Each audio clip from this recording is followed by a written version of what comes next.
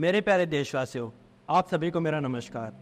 आज हम बात करने जा रहे हैं हर भारतीय के दिल और धड़कन गंगा के बारे में। गंगा भारत की सबसे लंबी नदी है जो गंगोत्री ग्लेशियर से निकलकर बंगाल की खाड़ी में मिल जाती है। पुरातन काल से पूजनीय होने के कारण कई प्रकार की पूजा अर्चना इसके तट पर होती आ रही है। पर आपने कभी सोचा है कि गंगा जल कितना भी पुराना क्यों ना हो जाए, वह कभी खराब क्यों नहीं होता है? उसमें किसी प्रकार की स्मेल क्यों नहीं आती है? और साथ ही साथ उसमें किसी प्रकार के कीड़े क्यों नहीं पड़ते हैं? ऐसा क्यों होता है? इसका जवाब दो तरीके से दिया जा सकता है।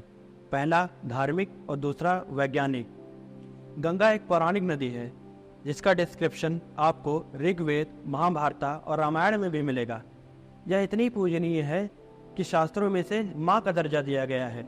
शास्त्र कहते हैं कि इसका उद्गम शिव की जटाओं से हुआ है, और जब यह शिव की जटाओं से उद्गम हुई है तो यह पूजनीय कैसे न हो और पवित्र कैसे न हो।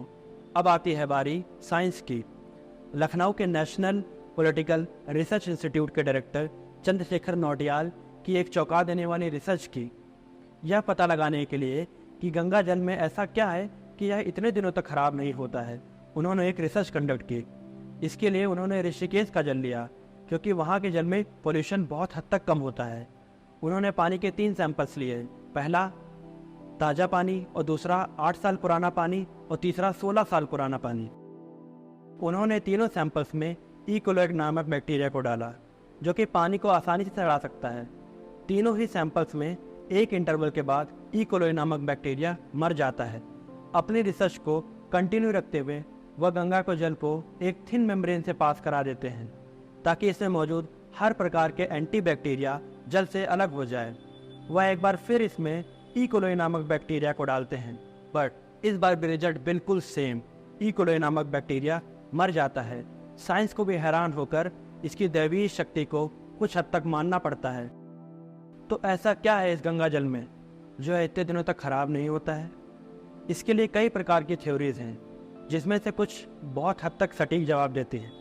पहला कि गंगा के जल में बैक्टीरिया फोर्स नामक वायरस रहता है।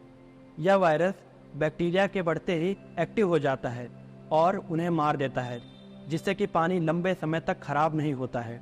दूसरी थ्योरी यह कहती है कि गंगा के जल में 25% ज़्यादा ऑक्सीजन लेवल के साथ साथ किसी चीज़ को सड़ा देने की क्षमता 15 से 20 गुना ज़्यादा है।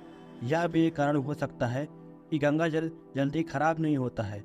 और तीसरी और आखिरी थ्योरी जो साइंस और धर्म को इकट्ठा कर देती है, वो है कि गंगा का जन्म और बहाव पावन हिमालय से होता है, जहाँ इसमें कई प्रकार के मिनरल और जड़ी बूटियाँ मिल जाते हैं, जिससे गंगा जल में एक्सेप्शनल क्वालिटीज़ आ जाती है और यह लॉन्ग टाइम तक प्योर बना रहता है।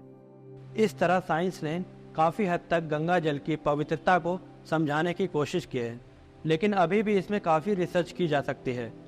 और इतिहास और धर्म को माने तो गंगा जल सीधे आसमान से धरती पे जल कल्याण के लिए उतरी है, और यह इतनी पूजनीय है कि भारत में इसे माँ का दर्जा मिला है। गंगा जल के स्पर्श मात्र से ही सारे पाप धुल जाते हैं, और मोक्ष के लिए भी माँ गंगा में ही अस्थियां विसर्जित की जाती हैं। इस प्रकार धर्म और विज्ञान दोनों ने ही गंगा की पवित्रता को समझाने की कोशिश की है।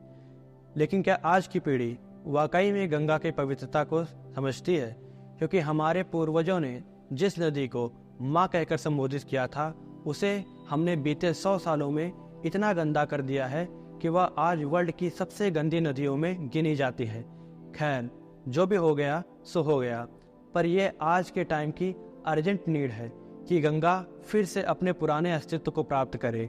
और हमारे इस धरोहर को बचाने की जिम्मेदारी अकेले सरकार की नहीं है, बल्कि हम सब के छोटे से छोटे योगदान भी बहुत हद तक इम्पोर्टेंट मायने रखते हैं। और हमारे ये सभी प्रयास मिलकर गंगा को फिर से विश्व की सबसे साफ सुथरी और पावन नदी बना देंगे।